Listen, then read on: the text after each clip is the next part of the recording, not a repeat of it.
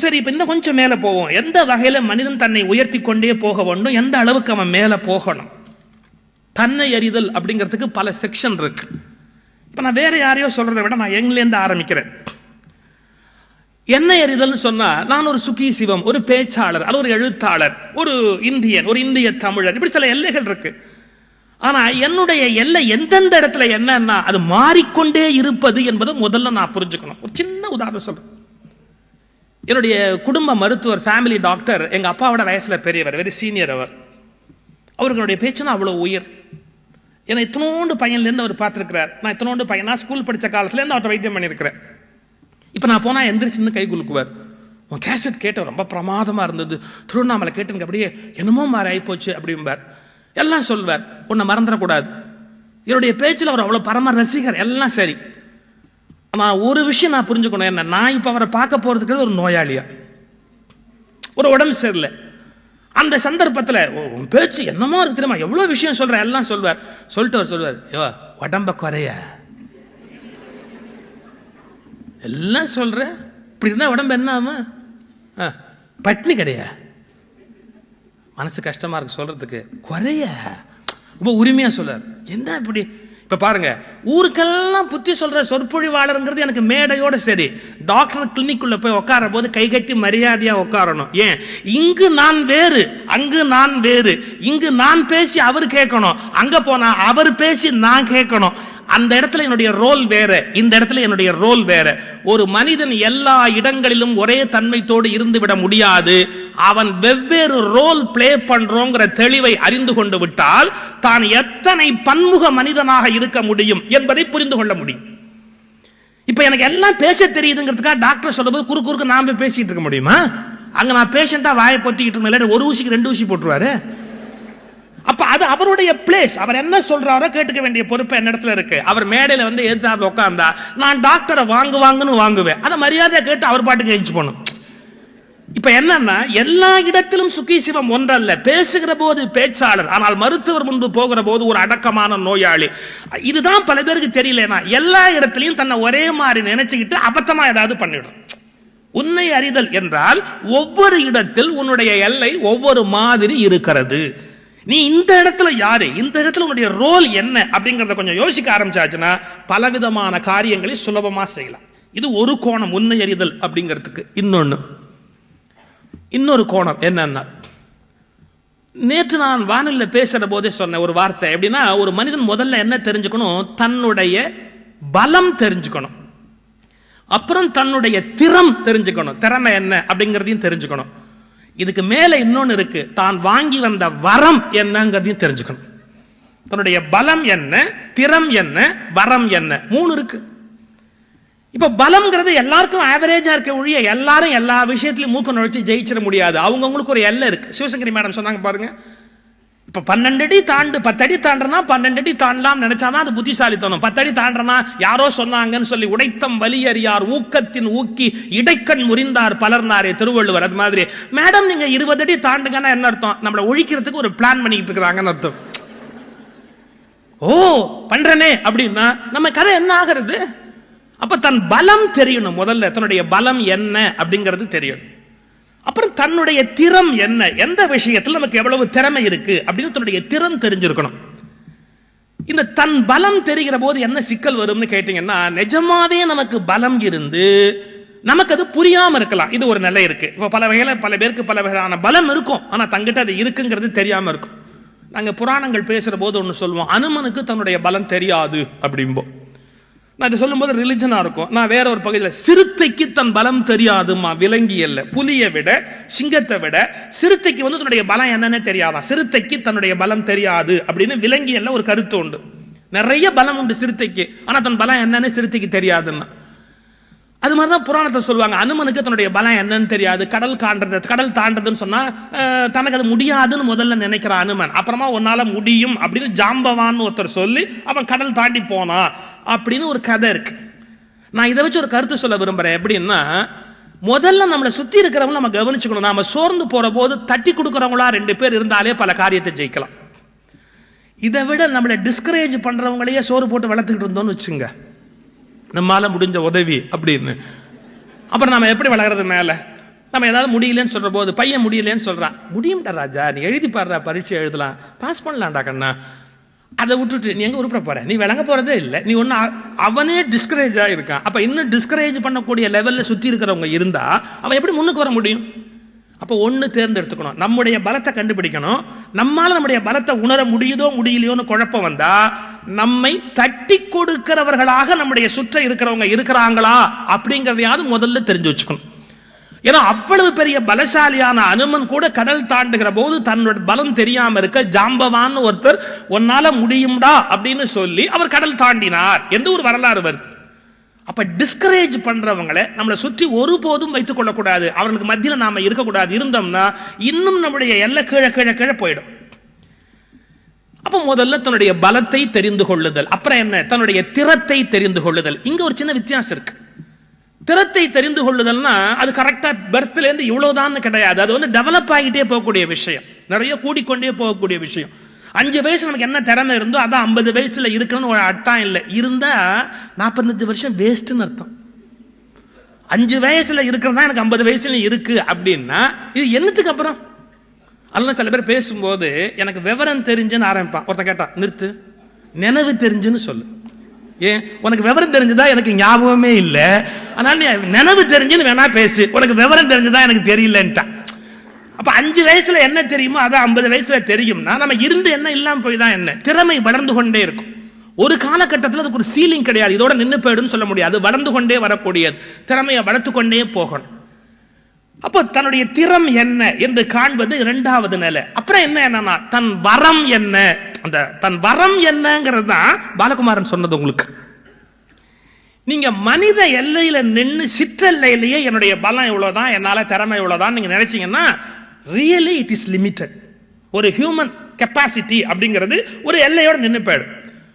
ஒரு செகண்ட் நீங்க மேல ஜம்ப் பண்ணி என்னன்னா சூப்பர் பவர், நீங்க எந்த ரிலிஜனா வேணா இருங்க, அதை பத்தி கொஸ்டினே கிடையாது. இல்ல ரிலிஜன் இல்லாத எத்திஸ்டா கூட எனக்கு வந்து கவலை கிடையாது. ஆனா ஒரு உண்மை இருக்கு, என்னன்னா இந்த ஹியூமன் பவர் அப்படிங்கிறது ஒரு லிமிட்டட் பட் அன்லிமிட்டட் பவர் மேல இருக்கு, எல்லா இடத்துலயும் சுற்றி இருக்கு. மேலனா மேல இல்ல, எல்லா இடத்துலயும் நிறைஞ்சிருக்கு. நீங்க ஹியூமன் பவரை மட்டுமே வச்சு சில காரியம் செய்யற போது என்னன்னா ஒரு எல்லையில அந்த காரியம் முறிஞ்சு போகுது. ஆனா அந்த அன்லிமிட்டட் பவரோட ஒரு லிங்க் மட்டும் நீங்க போட்டுக்கிட்டீங்க அப்படின்னா உங்கள் ஒவ்வொரு செயலும் எல்லையற்றதாய், முடிவற்றதாய், அழிவற்றதாய் இருப்பதற்கு வாய்ப்பு உண்டு. என்னை சுகி சிவம் என்று உணர்கிற காலத்தில் என் செயல்திறன் குறைந்திருக்கிறது. நான் எல்லையற்ற பர ஆற்றலினுடைய ஒரு துளி, அதற்கும் எனக்கும் தொடர்பு இருக்கிறது என்பதை உணர்ந்த மாத்திரத்தில் என் செயல் எல்லை, என் எண்ண எல்லை, என் பணி எல்லை விரிவடைந்து கொண்டே போகிறது. அது முடிவில்லாததாக இருக்கிறது. ஒரே வார்த்தையில சொல்வதா இருந்தா, அலை தன்னை அலையாக நினைக்கிற போது கீழே மோதி அழிகிறது. அலை தன்னை அலையாக நினைக்கிற போது கீழே மோதி அழிகிறது. ஆனால் அலை தன்னை கடலின் ஓர் உறுப்பு என்று புரிந்து கொள்ளுகிற போது, தன்னை கடலாக உணர்கிற போது அந்த அலை அழிவதே இல்லை, மீண்டும் மீண்டும் மீண்டும் எழுந்து தன் ஆவேசத்தையும் பணியையும் செய்து கொண்டே இருக்கிறது. மனிதர்கள் அலை என்ற சிற்றெல்லைக்கு போகிறார்கள், கடல் என்ற பேரெல்லைக்கு நீங்கள் வந்துவிட்டால் அதுதான் பரம்பொருளோடு நமக்கு ஏற்படுத்திக் கொள்ளுகிற தொடர்பு. நாம் அழிவற்றவர்கள் என்ற உண்மை புரிகிறது. நம் பலமும் பணியும் ஆற்றலும் பல மடங்கு விரிவடைகள். மதர் தெரசா இந்தியாவில் வந்து தன்னுடைய இன்ஸ்டிடியூஷனை தொடங்குறாங்க. அவங்களுக்கு ஒரு எண்ணம் வந்தது, ஒரு தேவாலயம் கட்டணும், இறைவனுக்கு ஒரு தேவாலயம் கட்டணும்னு மதர் தெரசா ஆசைப்படுறாங்க. ஒரு நாள் கையில் ஒரு காசை வச்சு இப்படி மூடிட்டு ஒருத்தர் சொல்லிட்டு இருக்கிறாங்க, நான் வந்து பெரிய தேவாலயம் கட்ட போறேன், கட்டத்துக்கு வேணுங்கிற காசு கூட என்கிட்ட இருக்கு, நான் கட்ட போறேன் அப்படின்னு. எவ்வளவு காசு இருக்கு காட்டுங்க, உள்ளங்கையில வச்சு மூடிட்டு இருக்கிறாங்க. காட்டுங்க அப்படின்னு ஒண்ணு இப்படி கையை திறந்து காமிச்சா 3 காசு இருந்தது. அதில் 3 காசு. 3 காசு வச்சிருக்கிற நீ எப்படி பெரிய தேவாலயத்தை உன்னால கட்ட முடியும், எப்படி உன்னால கட்ட முடியும் கேட்கிறாங்க. மதர் தெரசா சொன்னாங்க, உங்களுக்கு என்னன்னு தெரியுதுங்க? தெரசா நான் தெரியுறேன் இல்லையா? ஆமா. அப்புறம் உங்களுக்கு என்ன தெரியுது? 3 காசு தெரியுது இல்லையா? ஆமா. இந்த தெரசாவையும் 3 காசையும் நீங்க லிங்க் பண்ணிட்டு இதை வச்சு எப்படி கோயில் கட்ட முடியும்னு கேட்குறீங்க. இந்த 2 தவிர இன்னொன்னு இங்க இருக்கு, அது உங்க யாருக்கும் தெரியலையா? நாங்க என்ன இங்க 3 இருக்கு. என்ன? ஒன்னு தெரசா, இன்னொன்னு 3 காசு, அப்புறம் என்ன? எல்லையற்ற இறை ஆற்றல் என் கூடவே இருக்கு. அதுதான் அந்த காரியத்தை முடிக்க போகிறது. உங்களுக்கு 2 தான் கண்ணுக்கு தெரியுது, அது தெரிய மாட்டேங்குது. ஆனா அதோடு எனக்கு இருக்கிற தொடர்பு தான் இந்த காரியத்தை வெற்றியாக ஆக்க போகிறது அப்படின்னாங்க. That is true. இப்ப நான் என்னுடைய எல்லையை சிற்றெல்லையிலேயே நிறுத்தி காரியம் செய்யறதா இருந்தா, ஒரு ஆபீஸுக்கு போலாம், ஒரு கம்பெனி ஓபன் பண்ணலாம், ஒரு எல்லையோட நிறுத்தி விடலாம். ஆனால் என்னை பேரல்லையாக ஆக்கி கொண்டால் என்னுடைய பணி அழிவதே இல்லை. திருவள்ளுவருடைய பணி அப்படி, சுவாமி விவேகானந்தருடைய பணி அப்படி. உலகத்தை மாற்றி அமைத்த எண்ணற்ற தலைவர்கள் தங்கள் சிற்றல்லையில் இருந்து செயல்பட்டதாக வரலாறே இல்லை. அந்த பேரல்லையின் ஒரு உறுப்பாகவே தங்களை ஆக்கிக் கொண்டார்கள். அதனால் தான் அவர்கள் செய்த அளவு பணி வேற யாராலும் செய்ய முடியவில்லை. உன்னை அறிந்தால் என்றால், உன்னை சிற்றல்லையாக அறிந்தால் நீ குடும்பம் நடத்தலாம். உன்னை பேரல்லையாக நடந்தால் நீ உலகத்தையே நடத்தலாம். உன்னை சிற்றல்லையாக புரிந்தால் நீ குடும்பம் நடத்தலாம். உன்னை பேரல்லையாக உணர்ந்தால் நீ உலகத்தை நடத்தலாம். அப்ப நம்ம கிட்ட தான் இருக்கு. நம்ம எப்படி அறிந்து கொள்ளுகிறோமோ அதற்கு ஏற்ற வகையில் நம்மாலே ஒரு காரியத்தை செய்ய முடிகிறது, வெற்றிகரமாக முடிக்க முடிகிறது. அப்புறம் மெட்டீரியலிஸ்டிக்கா சாதாரண லெவல்ல மேல வரத்துக்கு உன்னை அறிதல் என்பது எவ்வளவு தூரத்துக்கு பயனுடையதா இருக்கு. நேற்று பாலகுமாரன் அவர்கள் வானொலியில் பேசுகிற போது சொன்னார், ப்ளீஸ் லவ் யுவர் ஜாப். நீங்கள் என்ன வேலை செய்கிறீங்களோ அதை நேசிக்க பழகுங்கள் அப்படின்னார். நான் பார்க்கிற எழுத்து பணியை பற்றி சொன்னார். சிவசங்கரி மேடம் அவர்களும் அந்த கருத்தை வலியுறுத்தி சொன்னார். நான் ஒரு சின்ன நிகழ்ச்சி முதல்ல சொல்லணும். ஒரு அம்மா படுத்துக்கிட்டு இருக்கு பிள்ளை, அதை தட்டி எழுப்புறாங்க. எந்திரி எந்திரி, மணி 7:30 ஆச்சு, எந்திரி. அது நெளியுது. மணி 7:30, அது பள்ளிக்கூடத்துக்கு போக வேண்டாமா, எந்திரி. நான் போக மாட்டேன். ஏன் போக மாட்டேன்? அங்கே பசங்களுக்கெல்லாம் என்னை பிடிக்கவே இல்லை. பிடிக்காட்டி என்ன, வாத்தியாருக்கும் என்னை பிடிக்கல, வாத்தியார்களுக்கும் பிடிக்கல, பசங்களுக்கும் பிடிக்கல, நான் போக மாட்டேன். இதை சொன்ன உடனே அம்மா சொன்ன, அதெல்லாம் இல்லை, நீ ஸ்கூலுக்கு போய்த்தான் ஆகணும். நான் 2 காரணம் சொல்லிட்டேன், பசங்களுக்கும் பிடிக்கல, வாத்தியாருக்கும் பிடிக்கல, நான் ஏன் போகணும்னு நான் காரணம் சொல்லிட்டேன், போக மாட்டேன்னு. போகிறதுக்கு நீ ஏதாவது காரணம் சொல். அந்த அம்மா சொன்னா, ஒரு காரணமே போதும்னா. என்ன? நீ தானே பள்ளிக்கூடத்து பிரின்சிபாலு. நான் பிள்ளைன்னு சொன்ன வழியா வயசு என்னன்னு சொன்னா, பிள்ளைக்கு வயசு 50, ஒரு ஸ்கூல் பிரின்சிபாலு, எழுப்புற அம்மாவுக்கு வயசு 80.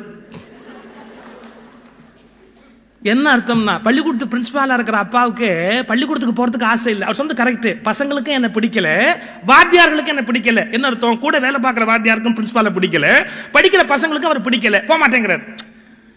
இப்ப நீ தான் பள்ளிக்கூடத்து பிரின்சிபால் அந்த மாதிரி ஞாபகப்படுத்த வேண்டியிருக்கு. அவனுடைய டியூட்டி என்ன, ரோல் என்ன அப்படின்னு ஞாபகப்படுத்த வேண்டியிருக்கு. நாம் ஒரு வேலையை ஈடுபாடு இல்லாம பண்ணினா, அந்த வேலையில் நமக்கு ஈடுபாடு இல்லை அப்படின்னா அந்த காரியத்தை எப்படி வெற்றியா பண்ண முடியும்? இப்ப இங்க வந்திருக்கிறவங்க கூட இந்தியாவிலே நீங்க ஒரு உழைப்பு, ஒரு தொழில் செய்து பணத்தை ஊருக்கு அனுப்ப வேண்டிய கட்டாயத்தில் பல பேர் இருக்கிறாங்க. பல பேர் இங்கேயே இருந்து வாழ்ந்து கொண்டு இருக்கிறாங்க. நான் ஒரு விஷயம் சொல்றேன், ஏதோ வந்துட்டோம், அங்க பணம் அனுப்ப வேண்டியிருக்கு, தங்கச்சி கல்யாணம் இருக்கு, அப்பாவுக்கு ஆஸ்பத்திரி செலவு இருக்கு, அம்மாவுக்கு ஏதோ செய்ய வேண்டியிருக்கு, அங்க நிலத்தை அடகு வச்சுட்டு இங்க வந்துட்டோம், மீட்க வேண்டியிருக்குன்னு வெறும் பண வரவு செலவு கணக்கா நீங்க பார்த்து வேலை செஞ்சுக்கிட்டே இருந்தா மிக சீக்கிரத்தில் முதுமை வந்துவிடும், நோய் வந்துவிடும். இதுவும் ஒரு தவம் என்ற எண்ணத்தில் மகிழ்ச்சியாக இந்த வேலையை நீங்கள் செய்ய தொடங்கினால் இந்த வேலையின் மீது ஒரு ஈடுபாடு வரும். நீங்கள் செய்ய முடியாத சாதனைகளையும் வெற்றிகரமாக செய்வீர்கள். ஏதோ வந்துட்டோம், அதை விட இங்க கஷ்டப்பட வேண்டியிருக்கு அப்படிங்கிற எண்ணத்துல வேலை பார்த்தா மிக சீக்கிரத்தில் சலிப்பு தட்டிப்பேன். எனவே எந்த வேலை செய்கிறோமோ, எந்த தொழில் செய்கிறோமோ அந்த தொழில் மீது நம்முடைய எல்லையற்ற ஈடுபாட்டை நாம் முதல் வெளிப்படுத்தியாக வேண்டும். அப்புறம் அதை செய்கிற போது நம்முடைய திறமை என்ன, நம்முடைய ஆற்றல் என்ன, பலம் என்னன்னு பார்க்கணும்னு சொன்னேன். இதுல பிறருடைய, நான் முதல்ல அந்த வார்த்தையை தொடங்கிட்டு ஆரம்பத்திலே உங்களுக்கு, பிறருடைய விமர்சனங்கள், பிறருடைய அபிப்பிராயங்களுக்கு ஓவரா மதிப்பு கொடுக்க ஆரம்பிச்சோன்னு வச்சுங்க, நாம ஒரு சிக்கலுக்கு உள்ளாக வேண்டி வரும். என்ன சிக்கலுக்கு உள்ளாக வேண்டி வரும்? இளைஞர்கள் பல பேர் வந்திருக்கிறீங்க. நம்ம பசங்களுக்கு ட்ரெஸ் பண்ணா கூட அந்த ட்ரெஸ் பண்ணதை யாராவது ஒருத்தர் அப்ரிஷியேட் பண்ணாதான் தூக்கமே வரும். ஒரு மஞ்ச பனியன் போட்டு ஒரு பையன் அங்கேருந்து நின்ன உடனே பார்க்குறவன், மச்சி அஜித் மாதிரி அசத்துற ஒரு திருப்தி. அதை பற்றி வருத்தப்பட வேண்டியது அஜித் தான் அப்படின்னு ஒரு பெரிய திருப்தி. இப்போ நான் ஒரு கேள்வி கேட்குறேன், நீங்கள் போகிறீங்க ஒரு நல்ல துணிக்கடையில் போய் அழகாக ஒரு ரெடிமேட் டிஷர்ட் வாங்கி போட்டு வருவீங்க, உங்களை யாருமே காலையிலேருந்து சாயங்காலம் வரைக்கும் கண்டுக்கலை, என்ன பண்ண போகிறீங்க? எங்கள் ஊரில் சில பெண் குழந்தைகள் சூடிதார் புதுசாக தச்சு போட்டு காலேஜுக்கு போகும். சுற்றி இருக்கிற எல்லா ஃப்ரெண்ட்ஸும் பிரமாதமாக இருக்கிற இந்த சுடிதாரில் எனக்கு ஒரு பெரிய வருத்தம், நம்பால் யார் மாதிரியோ இருந்தால் சந்தோஷப்படுறானே ஒழிய அவன் மாதிரி இருந்தால் திருப்தியே வரலையே, இது எவ்வளோ பெரிய வெக்கக்கேடு சார். நானா இருந்தா தான் எனக்கு கௌரவமே ஒழிய நான் யார் மாதிரியோ இருக்கிறேன்னு சொல்ல எனக்கு என்ன சார் பெருமை இருக்கு? இதுவே ஒரு தப்பான மனநோய் இல்லையா? நீ அவர் மாதிரி இருக்கிற, இவர் மாதிரி இருக்கிறேன்னு சொன்னா சந்தோஷப்படுறதுக்கு இதுல என்ன அங்கீகாரத்தை எதிர்பார்க்கிறோம். என்ன யாராவது பாராட்டி 2 வார்த்தை சொல்ல மாட்டாங்களா அப்படின்னு. இது வந்து ரொம்ப சிக்கல்ல போய் முடியும். ஏன், இன்னொருத்தர் உங்களை பாராட்டினாதான் உங்களுக்கு திருப்தியோ சந்தோஷமோ வரும்னு வச்சுக்கிட்டா இன்னொருத்தர் பாராட்டவே இல்லை. நம்மால் எப்படின்னா, பாராட்டினா இவன் சந்தோஷப்பட்டுருவானேங்கிறதுக்காகவே பாராட்ட மாட்டான். பாராட்டினா இவன் திருப்தியா வீட்டுக்கு போயிட்டானா என்ன பண்றது, அந்த சுடிதார் நல்லா இருந்தா கூட எல்லாம் பார்த்துட்டு உன் கலருக்கு இது சூட்டே ஆகல அப்படின்பா. அவள் தங்கச்சியே சொல்வா, அக்கா நல்லாவே இல்லை உனக்கு இது கொஞ்சம் கூட, ஏன்னா அவள் அதை தான் போட்டுக்கணுங்கிற ஐடியாவில் இருக்கிறா. அதுக்காகவே உனக்கு நல்லா இல்லை உனக்கு நல்லா இல்லை உனக்கு நல்லா இல்லைன்னு எஸ்டாப்ளிஷ் பண்ணிட்டா தான் போட்டுக்கலான்ற ஐடியாவில் தங்கச்சி இருக்கிறா. அவன் நல்லா இல்லையம்பா. அப்படியே முகம் வாடி போயிடும், மனசு வருத்தம் ஆயிடும். எனக்கு இது நல்லா இல்லையா, அடுத்த வார்த்தை சொல்லுவாங்க பாருங்க என்னன்னா, எனக்கு எது நல்லா அமைஞ்சது இது நல்லா அமையறதுக்கு. இப்ப எங்க போய் அந்த மனநோய் முடியுது பாத்தீங்களா? இதைத்தான் நான் என்ன சொல்றேன், நீங்க தானே கடைக்கு போனீங்க, நீங்க தானே செலக்ட் பண்ணீங்க. ஆமா, உங்க செலக்ஷன் சரியில்லைன்னு மற்றவங்க யாராவது சொன்னா ஏன் பாதிக்கப்படுறீங்க?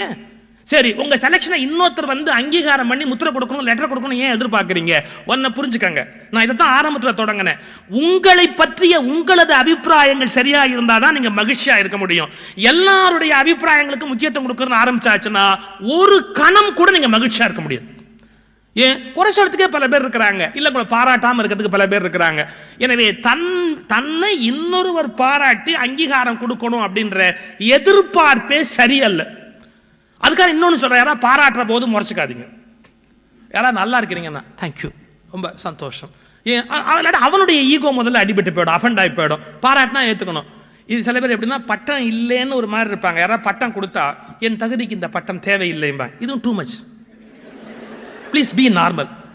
யாராவது அந்த அவார்டு கொடுக்கணும் ரொம்ப நன்றி, நீங்க வந்து அதை எதிர்பார்க்க வேண்டாம், கொடுத்தா ரொம்ப நன்றின்னு போங்களேன். என் தகுதிக்கு இதை போட்டுக்கொள்வது என்பது கௌரவம் இல்லை. நீ போடு போடாம அதெல்லாம் அப்புறம் கொடுக்கறவனுக்கு மரியாதைக்கு வாங்கி வச்சுட்டு போய் இப்ப என்ன கெட்டு போச்சு? இதுதான் மனித தன்மை, எப்படி நடந்துக்கணும் அப்படிங்கிறதுக்கு. பிறருடைய அபிப்பிராயங்களுக்கு நம்ம ஏங்கக்கூடாது. ஆனா யாராவது சொல்ற போது அதை அன்போடு அதை அப்படி அங்கீகரிக்கக்கூடிய ஒரு பண்பையும் வளர்த்துக் கொள்ளவன். இவையெல்லாம் தன்னை முன்னுக்கு கொண்டு வருவதற்கான சரியான ஒரு வழிமுறை.